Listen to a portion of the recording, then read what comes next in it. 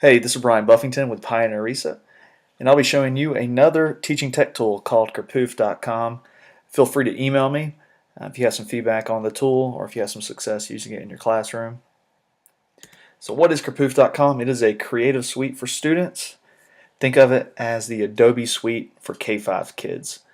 It allows them to do lots of things, everything from spelling to drawing, telling stories with clip art, making greeting cards, and it allows them to do it in a class environment.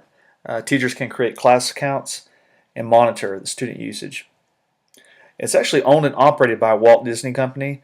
And Walt Disney Company has a pretty good track record of making pretty cool stuff, and so just kind of take that for what it's worth. It is gamified. Students can earn coins, and so our generation of students love that part, and they can buy different backgrounds, different types of markers and things that they can use in the Creative Suite. And they also give some lesson plans.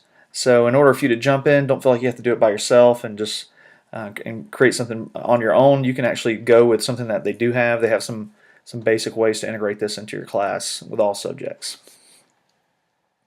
So let's take a look at Kerpoof.com. And just off the bat, I'm using the Firefox browser. In Google Chrome, it did give me some issues wanting to load, so that is one of the first troubleshooting tips I give anyone who's trying web-based tech tools is if a website's not working in one browser, try another. And there's, I guess on a Mac, there's three main browsers you would use, and that's Safari, Firefox, and Chrome.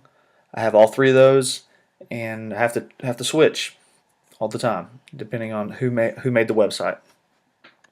So here we are at Kerpoof.com. Very K-5 friendly look, very teacher friendly look. This isn't too scary. We have our main squares here. Teacher tools. This is one of the first things you would do as a teacher. You want to try this out with your students. Let's check it out. You are able to create a class. So right now I have a class called K-5 Science Tech. I could add a new one if I wanted. I could also take from my student information system from Power School or whatever your school's using and copy paste a list of all my students' names and put it in here along with some passwords and do a bulk student registration. And just for instance, I made a class of 30 and it took I think about 5-10 minutes to do that. And I'm able to print login cards which has the student's nickname and the student's password. Group tools, so this is where the teacher goes to see what students are doing, and this is where you go to add students as well. So if you need to add more, you can add them here. These are the students in the class right now. But group tools is where you go to check on the class and what's going on, and right here you can see all of the messages. I get a message every time a student completes an assignment, works on an assignment. So here's all the messages. I can delete the messages if I like. I can go in there and give feedback to the students if I want. I'm also able to disable the chat or the group message board. Now, the chat's more of a private thing, so I would encourage you to disable that for students. But this message board is public, and so you would be able to see everything that's going on and intervene if necessary. So that's the teacher side of this. Teacher side is very simple. As you set up your class, and this is what the students see when they come. They come in, they see the same thing that you see. Here's the store. This is where they can buy some different things. With the coins, you can see the coins are up here. They earn coins by doing projects, making things. And I just want to show you a couple of the Creative Suite programs they have. You can see that you can do a spelling activity here. You can do animations. We're not going to look at animations. That'll be a little thorough. We'll do that another time. You can make cards, like a birthday card, drawings, pictures, telling a story. And well, let's look at Spell a Picture for right now. This is pretty cool.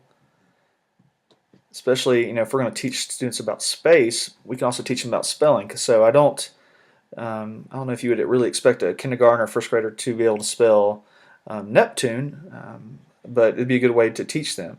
And so they could sound it out, and they could start with their letters. And this would work in group instruction as well on a smartboard. So they would start with N because they know that sound. And it's already picking up space things. And so they go NEP, and they start seeing planets. But they can't pick the planet until it is spelled correctly. So they're going to keep trying. And it keeps giving them different ideas. And they know the sun, that's not Neptune. So they know, they can see that. And they're visualizing their spelling. And if I spell this wrong, don't laugh. Here's Neptune. Oh, and it's like, here, Brian, this is the one. And I get coins because I was a good speller. Neptune. And if I spelled it wrong, it would not allow me to get the planet, so I have to keep trying. So there's Neptune. I can keep spelling anything space related, so I can do comets. Okay, so maybe a common misspelling for comet would be using an I. Comet. All right, and they're like, well, why doesn't that work? Because that's kind of like a guy riding on a comet, and that's a comet. I must have misspelled this, so they might want to backspace or put the E there instead and take the I off. And there he goes. I have two options for a comet. And I get some more coins.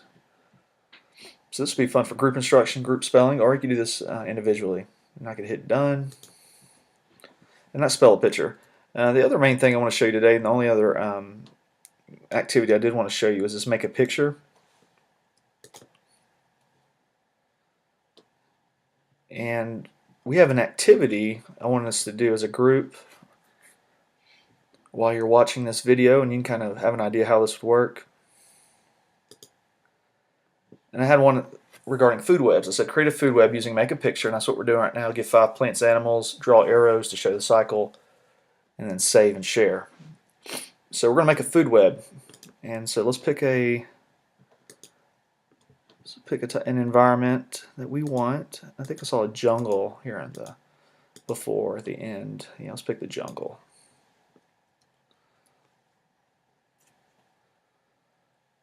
All right. And who would be the king of the jungle? It'd probably be that guy. All right. And I can hit the question mark and actually learn about it. It'll give me some facts about the lion. So their thick manes make them appear larger, more intimidating. And we have some options here. We can there's a double arrow by all of the clip art. I could touch that and enlarge the line, which we would call this a giant line, and have a curly Q arrow here, and I could tilt the line if I want. All right. So there's the line. And what is something that a lion would eat? Well, we know that a lion's a carnivore. So let's find maybe a lion would eat. I don't know. Well, a lion has eaten a person before, so we can do that. We can have this guy. I guess as long as he's not holding a rifle. All right, he's fair game for a lion. All right, and so we could do we could draw an arrow. So we're adding things. Of course, I could put plants in here as well. Put a bush there. And then find another animal that likes to eat plants. All right, but let's draw an arrow. So here's our created doodle. Is right here. Let's make a thicker line. Here's our colors. Now we're just going to be on this. I could pick a different pen. Now see all these ones that are grayed out. This is what students earn if they get if they continue to do work in the projects and earn coins. So right now all I have is a standard marker right here. So I got a thick one, and this right here actually is a shape. What would I call this? This actually makes shapes look a lot better than they would for the normal drawing person like me. So for instance, a square. Watch this. It makes a beautiful square. So I'm going to clear that because I don't want that square. But I do want some arrows. So I'm going to draw an arrow.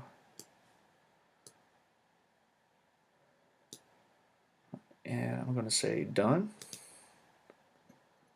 There's my arrow, and I make it a little bit larger. And it's actually going in the wrong direction. Well, no, that's actually the right direction. So the lion would be after this man here with the loincloth. And that's how you would make the food web using Kerpoof. And if the students didn't see the animal they wanted in here listed, they could type in more. If we just wanted monkeys, and give some extra monkeys, and it just popped up a few more. So when they're finished with this, they actually need to hit save. Not done, but save. Give it a name. You may actually want the students to label it a certain way, so maybe they would label it project number 3, for instance. And we would want this to be with our class group, not with everyone, not the public, but just with our class or group. It gives students a link. So if they wanted to, we could take that link and we could email it. We could save it and send it to their mom or their parents. So we're going to save this scene. It tells me I'm saved and I'm done. And the student gets more coins, so they can go back into the store here and purchase things. Lastly, I want to look at those lesson plans I was mentioning earlier. This is all of the, they call this Kerpoof Scholastics. You got your FAQs, newsletters, standards, but lesson plans gives you a good basis to kind of kick things off. Here's their newest lesson plans. So they have a couple ones that are science related already. They got the ones on planets.